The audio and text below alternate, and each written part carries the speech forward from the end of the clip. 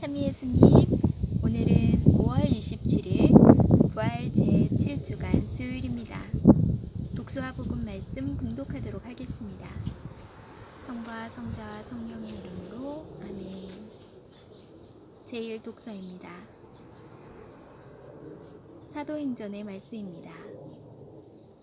그 무렵 바오로가 에베소 교회의 원로들에게 말하였다. 여러분 자신과 모든 양떼를 잘 보살피십시오. 성령께서 여러분을 양떼의 감독으로 세우시어 하느님의 교회 곧 하느님께서 당신 아드님의 피로 얻으신 교회를 돌보게 하셨습니다. 내가 떠난 뒤에 사나운 이리들이 여러분 가운데로 들어가 양떼를 해칠 것임을 나는 압니다.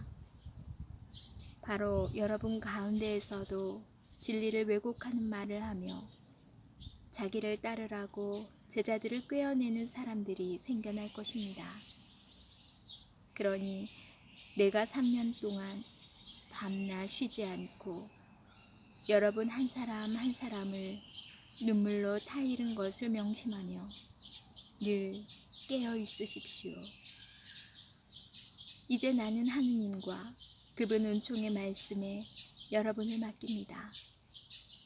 그 말씀은 여러분을 굳건히 세울 수 있고 또 거룩하게 된 모든 이와 함께 상속 재산을 차지하도록 여러분에게 그것을 나누어 줄 수 있습니다.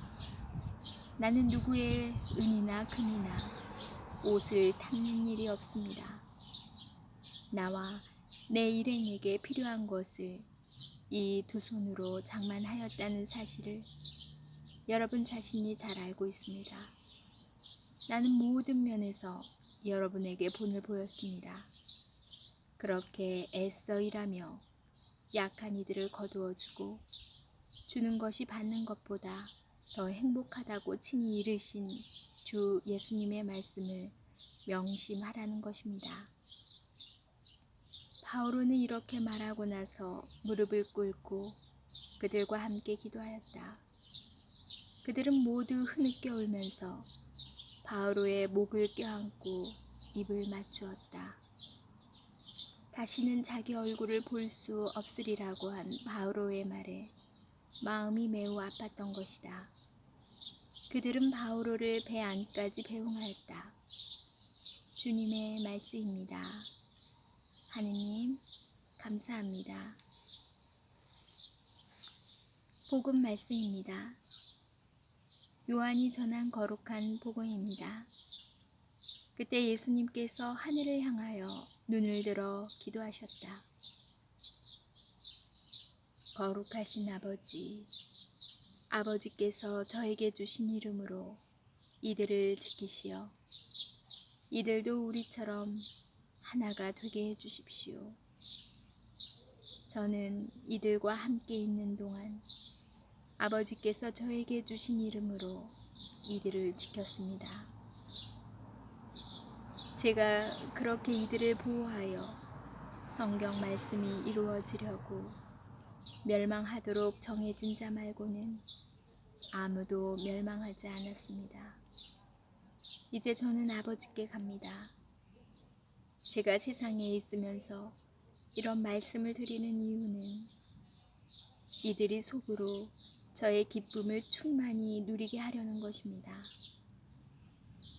저는 이들에게 아버지의 말씀을 주었는데 세상은 이들을 미워하였습니다. 제가 세상에 속하지 않는 것처럼 이들도 세상에 속하지 않기 때문입니다. 이들을 세상에서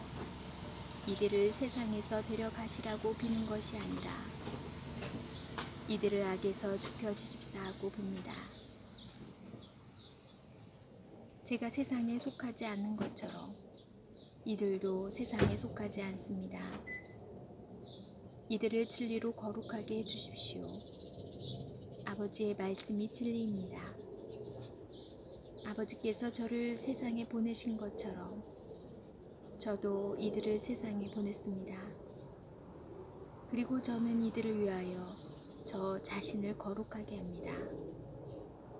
이들도 진리로 거룩해지게 하려는 것입니다. 주님의 말씀입니다. 그리스도님 찬미합니다. 잠시 묵상하겠습니다. 하나가 되게 해달라고 기도하시는 예수님의 모습에서 우리 사회의 애잔한 갈라짐을 묵상합니다. 굳이 사회를 언급하지 않더라도 우리 가족과 이웃 안의 갈라짐도 가슴 한편에 쓰라린 상처로 남아있음을 고백합니다. 상처를 헤집는 또 다른 갈라짐으로 오늘도 내일도 우리는 힘겹게 살아갈 테지요. 언제 상처가 아물까 늘 기다리고 매달리고 기도하지만 아물기 전에 짓물러 터져버리는 상처로 오늘 또 울먹거리기도 합니다. 예수님과 하나 되는 길은 십자가의 길입니다. 고되고 쓰린 일상을 십자가에 빗대어 생각해 봅니다. 세상 속에 살면서 세상에 속하지 않은 듯 살아가는 것이 십자가의 삶입니다. 서로 힘들어 마음의 생채기를 내는 삶의 고통 가운데 살아가면서 그 고통이 전부가 아님을 알고 견디는 것이 십자가의 삶입니다. 십자가의 이러한 가르침은 흔히 스스로 깨달았다고 가르치는 대중 설교가의 무책임한 현실 도피적 가르침과는 다릅니다. 지금의 고통을 긍정적인 마음으로 다시 살펴보고 희망을 가지라는 터무니없는 가르침도 아닙니다. 현실의 고통과 처절히 하나가 되는 것이 십자가이고 십자가의 고통을 기꺼이 짊어지는 것이 십자가의 가르침입니다. 고통을 긍정으로 바꾸어 생각하는 것이 아니고 고통을 고통 자체로 이해하고 받아들이는 것이 역설적이게도 힘든 세상에 살면서도 세상에 속하지 않고 예수님을 통하여 아버지의 나라에서 살아가는 일입니다. 사는 것이 고통스러우신가요? 아니면 힘겨우신가요? 고통스럽고 힘들면 그렇다고 크게 외치고 도와달라 손을 내밀어 보세요. 그 외침을 듣고 그 손을 잡아줄 수 있는 이가 바로 옆에서 살아가는 우리 그리스도인들입니다. 저 혼자 고통을 이겨냈다고 마음의 생채기를 치료하겠다고 허둥대지 말고 조용히 용기를 내어 손을 내미세요. 부족하지만 함께 맞잡은 손에서 하느님과 예수님 그리고 우리는 하나가 됩니다. 아멘. 성부와 성자와 성령의 이름으로 아멘. 오늘은 제가 이 노란 작은 꽃 앞에 머물렀어요. 오늘도 날씨가 너무 화창하고 좋아서 또 이 햇살과 새소리의 유혹에 못 이겨 또 밖으로 나왔어요. 저 노란 꽃 혹시 아시는 분 계실까요? 저 꽃은 바로 케일꽃이에요. 케일이 옆으로 양배추처럼 아주 멋지게 자라나야 되는데 이상하게 뭐가 부족한지 애가 위로만 계속 자라더니 제가 잎을 따먹지도 못하고 벌써 꽃대가 나와버렸네요. 근데 아무튼 꽃은 너무 귀엽고 예뻐요. 케이크꽃을 바라보면서 바람에 살랑이는 또 아름다운 예수님의 또 작품을 보면서 쟤도 꽃을 만발하면서 남에게 벌과 나비가 와서 꿀을 따먹을 수 있도록 내어주더라고요. 그렇게 나눔의 삶도 배우고 또 하늘 또 활짝 핀 꽃이 자기 할 일을 다 하면서 또 주님을 하루 동안 또 열심히 찬미하는 모습, 그것도 본받아야 할 일 같아요. 불평을 하지 않더라고요. 그냥 내어주고 기뻐하면서 하루하루 충실히 살아가는 이 작은 풀꽃에도 하나님의 또 사랑을 느끼면서 하루를 또 시작을 합니다.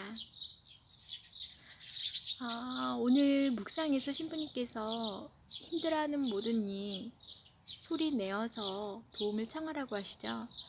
물론 주님께도 청하고 나의 이웃에게도 청한다면 훨씬 더 그 슬픔이 경감이 될 거라고 생각해요. 이 영상을 보는 분들 중에 정말 힘든 분 있으면 댓글 달아주세요. 그러면 제가 도울 수 있는 거는 기도밖에 없는 것 같아요. 기도해 드리고 네, 그분들을 위해서 기도해 드리고 제가 이 케일 잎이라도 따서 드리고 싶지만 또 사는 거리가 있기 때문에 근처에 계신다면 저 진짜 이 마당에서 드릴 수 있는 건 모두 다 드리고 싶어요. 참, 이 뒤에 감나무도 살짝 보이는데 제가 얼마 전에 감잎도 따서 장아찌도 담아봤어요. 감잎차도 도전해 보려고요. 이런 것들을 함께 나누고 싶어요. 그래서 드리지는 못하더라도 그 영상을 지금 올려볼까 해요. 소소한 저의 일상 보여드리도록 할게요. 오늘도 힘드신 분 힘내시고 기도가 필요하신 분 꼭 말씀해 주셨으면 좋겠습니다. 오늘도 이렇게 주신 아름다운 날 눈을 뜨고 자연을 볼 수 있고 바람을 맞을 수 있다는 거, 초록잎을 볼 수 있다는 거, 이것만 해도 누군가에게는 정말 갖고 싶었던 그러한 큰 선물이 아닐까 싶어요. 나에게 주신 이 오늘 하루 감사히 기쁘게 살아갈 수 있기를 기도드립니다. 전 내일 다시 만날게요.